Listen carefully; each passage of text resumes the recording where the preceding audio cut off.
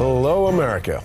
It's been a long time since I donned the old secret identity, but trust me, it's me, Homelander. Now look, there's been a little drama around Vought of late, but I want to reassure you here and now, superheroes are still the good guys. We're not perfect. I mean, I ran through a girl, but only because she stepped off the curb and into the middle of the street like a crazy person. But we all make mistakes. And that's why pencils have erasers, right? I want to go ahead and apologize for A-Train's comments. But the point is, being a superhero is about saving lives, being an inspiration, and rescuing the dolphins. You won't leave alone. Actually, what I was going to say was that... Okay, are we going? Okay. Hey, so did A-Train just say that killing Robin is why pencils have erasers? Yeah, that's pretty f***ed up.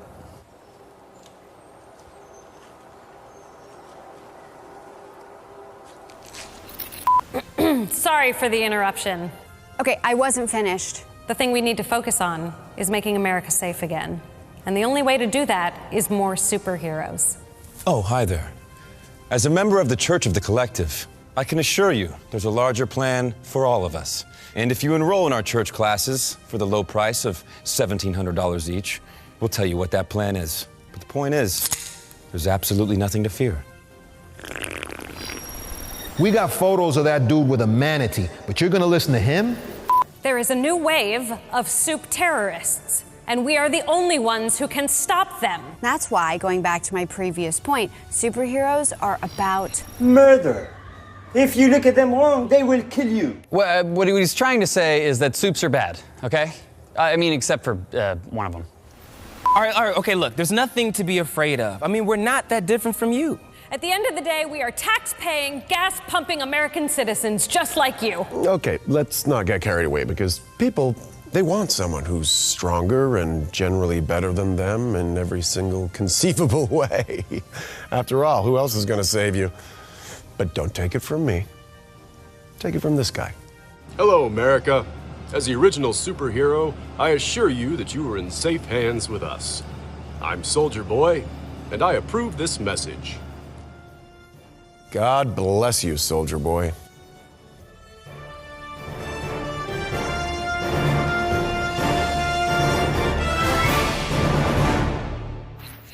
Translucent.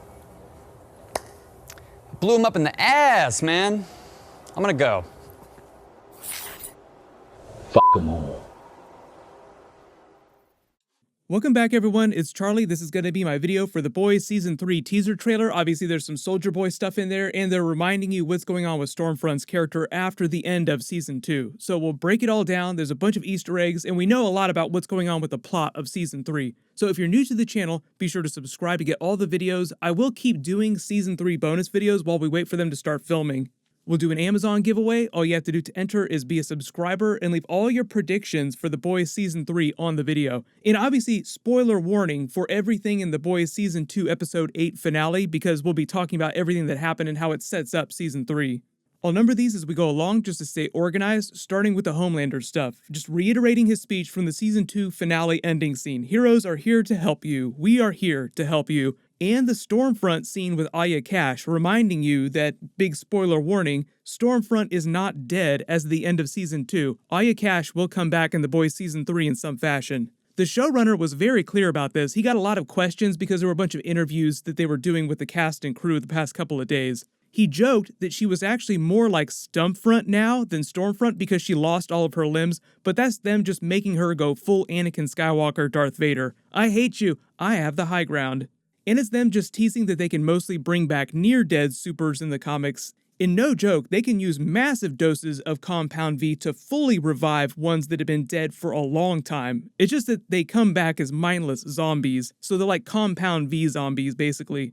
I saw a lot of questions about them doing payback references during Season 3 from the comics, because if we're making Star Wars Darth Vader jokes about Stormfront, the whole idea of her payback team in the comics, and Star Wars The Empire Strikes Back, the Empire in the Star Wars universe are basically an allegory for space Nazis, and she's literally a Nazi on the show. But in the comics, Stormfront was a member of the team called Payback. They're meant to be an Avengers Marvel reference, like Payback, Avenge, Revengers, make all the Thor jokes you want. Has it got a name? Yeah, it's called the Revenges. Revenges? Because I'm getting revenge. You're getting revenge, and what do you want revenge? But I know there are a lot of questions about what will they actually do with her character during The Boys Season 3, other than show that she's getting a bunch of artificial limbs like Darth Vader. We have her in a secret facility. She will pay for what she's done, which does sound like a bit of a reference to payback. For those of you asking, too, about what her German speech was as she lay there on the ground, what was she saying? She was actually talking about a happy memory that she had of her daughter, Chloe, and her husband, Friedrich Vought, back when her daughter was still a young girl. She's speaking to Homelander, hallucinating, thinking that he's really her dead husband because she's so delirious with pain. And I'm paraphrasing, but she says something like, "Do you remember the trip we took in the countryside, Friedrich, that day with Chloe, picking red apples? It was the first time Chloe ever tasted an apple. That was a good day."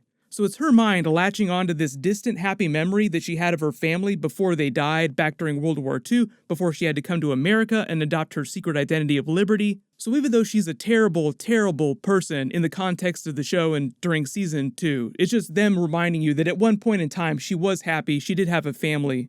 The only really important characters for Season 3 that they don't feature in this teaser trailer, though, are Ryan himself and Victoria Newman, the congresswoman who's going to be running the Department of Superhero Affairs inside the government. There are a lot of you that have asked questions about references to comic book Vic Newman because she is a character from the comics, but she's been gender swapped and they've kind of changed her storyline. But also a lot of you are wondering if she's going to be a reference to Silver Kincaid in the G-Men storyline from the Boys comic book, because Silver Kincaid is a comic book character who has sort of Emma Frost-like abilities, psychic abilities, and that's kind of the way they're using Victoria Newman's powers. The G-Men are basically another team that's sponsored by Vought in the comics. The one thing that does seem like a big comic book Easter egg, though, is Huey infiltrating the Office of Superhero Affairs, like he tries to get a job with her at the end of the season, and he does that during the G-Men storyline in the comics, so they might just be pulling from all over the place in the comics. Within the context of the show, though, in Season 3, Huey doesn't think that he's infiltrating anything, but like he says, he hasn't told the boys that he's inside that office. Butcher will actually probably try to take advantage of that, because he's really only loyal to himself. Like, he's only protecting Ryan because he's fulfilling this promise that he made to his wife, Becca. The boys are kind of like his surrogate family, so you could say that he's loyal to them, but they're sort of neutral territory in this giant war between the government and superheroes and Vought. They hate Vought, and they kind of hate the government, too.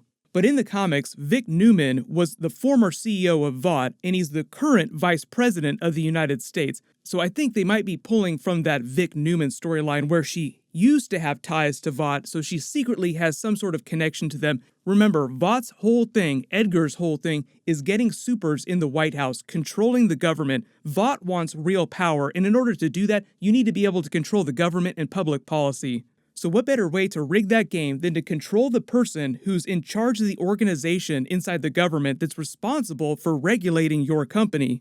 Then you have Jensen Ackles, their Soldier Boy, chiming in at the end there in that scene. We do have some confirmed details about what's going on with his character, past and present. Obviously, he's a reference to Captain America in the Avengers.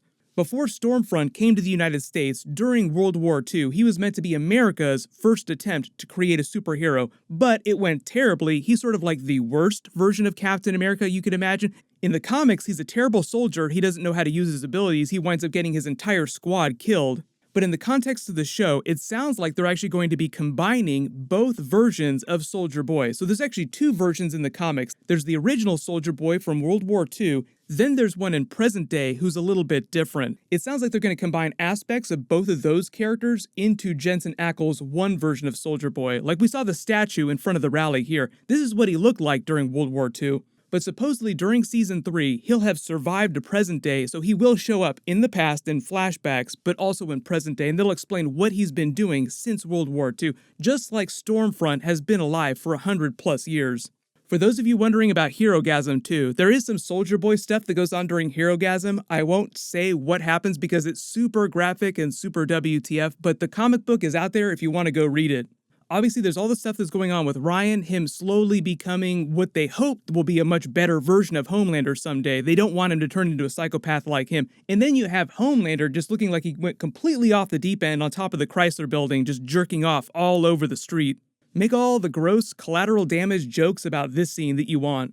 But if you have any big questions about what was going on during the finale or what's happening with Season 3, as far as I know, they're going to be filming early next year. If they hustle really hard, hopefully they'll be able to get episodes out by December next year. The Mandalorian Season 2 episodes are going to start premiering really soon. I'll be doing videos for that. And then Avengers Wandavision episodes also on Disney Plus later this year. I'll be doing videos for that too. As long as you have alerts enabled for my channel, you'll see all those videos when they post. Everyone click here for The Boys Season 2 Episode 8 finale video, and click here for that brand new Avengers Wandavision trailer. Thank you so much for watching. Everyone stay safe. I'll see you guys tonight.